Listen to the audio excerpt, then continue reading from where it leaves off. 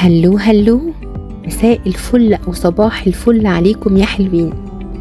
يا رب تكونوا كلكم بخير. النهارده وصفتنا خطيره، مش هقول لكم عليها، هنشوفها واحنا بنبدا. نقول بسم الله ونصلي على الرسول، وهننزل بشويه زيت في حله وعليهم بصلتين متوسطين. انا مش هحمر البصل، انا بس كده هديله تشويحه بسيطه، وهنزل عليهم بكوبايتين عدس اصفر مغسولين ومنقوعين لمده ساعه، وزيهم كوبايتين رز ابيض. عرفتوا النهارده وصفتي ايه؟ ايوه، النهارده وصفتي رز وعدس او كشري اسكندراني زي ما كلنا بنقول عليه في القاهره واسكندريه، بس احنا عندنا في بورسعيد عارفينه بالرز والعدس. طيب ايه بقى قصه الرز والعدس دي يا مرمر؟ الرز والعدس اهم حاجه واحنا بنعمله في كده كام تركه هقول لكم عليها عشان يطلع مفلفل ومفرفر وطعمه مختلف. اهم حاجة عندي ان انا اشوح الرز والعدس في المادة الدهنية بتاعتي كويس جدا، وانا هعمله النهاردة بزيت مش بزبدة او بسمنة. هفضل اشوح في الرز والعدس وهنزل عليهم بفص واحد من الثوم او فصين كده صغيرين، وكمان مكعبين مرق خضار، جربيه مش هتخسري. والتوابل اللي حطيتيها ايه يا مرمر؟ حطيت شوية كركم وشوية كمون وشوية كزبرة، واخر حاجه حطيتها الكاري عشان ما يمررش في الوصفه بتاعتي وما يبقاش كتير قوي. وكمان كنت مقطعه فلفل الوان من كل لون كده، اخدت نص فلفلايه وقطعتها مكعبات وابدا اشوح فيهم على قد ما اقدر. زي ما قلت لكم الكاري والكركم ما تزودوش فيه عشان خاطر ما يمررش في الاكل. ظبطت الملح بتاعي وانا لسه مستمره في التقليب. شفتوا الكاري هنا حطيته هو اخر حاجه. اخر حاجة ليه؟ عشان ما يمررش. ايوه، نفضل نقلب نقلب. هنا بقى لما نزلت بالكاري الروايح الحلوة كلها طلعت. لو تلاحظوا انا باكد عليكم تاني ان البصل والثوم انا ما حمرتهوش، انا يدوب بس كده شوحته. الثوم كمان كان المفروض احطه مع البصل من الاول، بس انا نسيت وحطيته بعد ما حطيت الرز والعدس. تفضلي تقلبي تقلبي تقلبي فيه على قد ما تقدري، اديله وقته براحته خالص.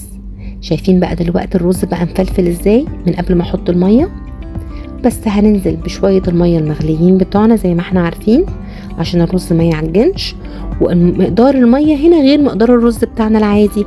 انا مش عايزه يبقى المقدار اعلى بعقله صباع او عقلتين، لا انا عايزاه يبقى على وش الرز.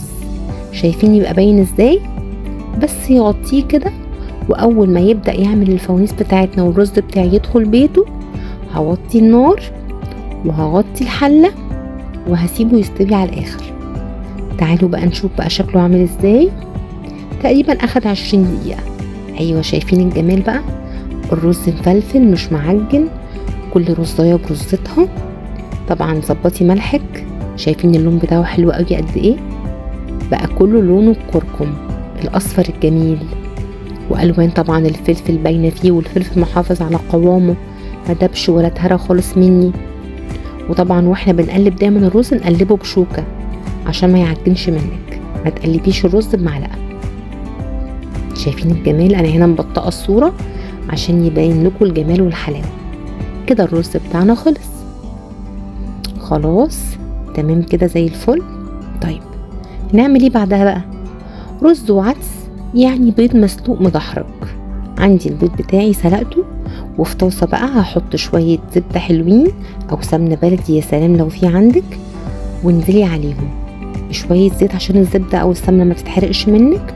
وهننزل بشويه بابريكا، طبعا بابريكا عاديه مش مدخنه، وشويه كمون وشويه فلفل اسود. وادي بقى البيض بتاعك كده تحريج، تدحرجي فيه كده وتحركي فيه لغايه ما ياخد اللون الجميل ويتحمر معاكي من كل الجهات. ايوه، شايفين جمال اللون بقى؟ البابريكا مع الكمون مع الفلفل الاسود.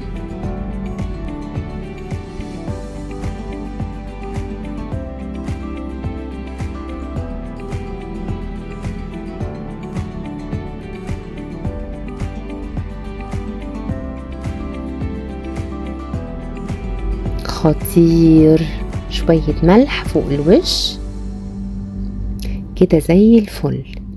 البيض بتاعي اتدحرج بقى حلو قوي. تاخدي بالك عشان ما يتحرقش. وتعالوا بقى دلوقتي نعمل البرزنتيشن بتاع سفرتنا الحلوة. انا طبعا عملت معاه شوية طماطم مخللة، وكمان حمرت شوية بصل تقلية فوق الوش. تعالوا نشوف هنقدم طبقنا ازاي. ولو انتوا عايزين تشوفوا وصفة الطماطم المخلية نزلتها لكم ريل وشورت على الفيسبوك وعلى اليوتيوب وعلى التيك توك والانستجرام. هنا الرز بتاعي خلاص انا قلبته في السيرفيس، شايفين جمال الالوان. ننزل بقى نزوقه شوية فلفل الوان كده من كل جنب. طبعا انتي بقى وذوقك وشطارتك اعملي اللي نفسك فيه. عايزة تحطي الوان مختلفة، عايزة تحطي رشة كزبرة او رشة بقدونس اخضر، عايزة تعملي رسمة الطبق غير اللي انتي نفسك فيه. انا هنا حاولت اساعدكم كده بافكار للتقديم، يا رب تعجبكم. طبعا كلكم اشطر مني، طبعا زي ما انا علمتكم انا بساعد البنات الجداد وبدي لاخواتي وحبايبي اللي زيي واشطر مني يمكن شوية افكار مختلفة او افكار جديدة. كلنا بنتعلم من بعض، انا اتعلمت من غيري وغيري اتعلم مني. اهم حاجة تعملي الحاجة بحب، وصدقني هتدخل برضو للناس كلها بحب، لان ربنا عارف نيتك وعارف تعبك اللي بتتعبيه قد ايه هيوصل لحبايبك. هنا بقى بزوق الطبق بالبصل، شايفين الجمال. واحط بقى كده كام بيضة كده في النص. يا سلام على الشياكة والحلاوة. ايوه زيني بقى زي ما انتي عايزة. عندك حتة جزرة حطيها في الوسط او على الطرف، انتي بقى وشكتك وذوقك. ده بقى كان الطبق الصغير، برضو عملت لكم بطريقة مختلفة للتقديم. يا رب بس تعجبكم، تبقى كده لطيفة وجميلة وتبقى اديت لكم افكار حلوة. حتى لو انتي عاملة اكلة بسيطة ومش مكلفة قوي برضو زينيها وخلي شكلها شيك وجميل لولادك لجوزك لحبايبك لاخواتك لاصحابك، هتفرق جدا جدا في الشكل. اتمنى النهارده تكون وصفتي عجبتكم وتكون جميله وتكون بسيطه وسهله وتكون دخلت قلبكم. العين بتاكل قبل البق. حاولوا تزينوا حاجتكم وتعملوها بمنتهى الحب. ولايك وشير لو عجبكم الفيديو، ولو بتتفرجوا عليا على الفيسبوك او الانستجرام او التيك توك اتمنى تعملوا فولو. بحبكم قوي قوي قوي، ويا رب كلكم تكونوا بخير. ما ننساش ندعي لكل اخواتنا ولكل حبايبنا في كل مكان بالسلام وبالامان، ويا رب ينصرنا ويوفقنا في كل حاجة في حياتنا. بحبكم قوي قوي، اشوفكم على خير، مع السلامة.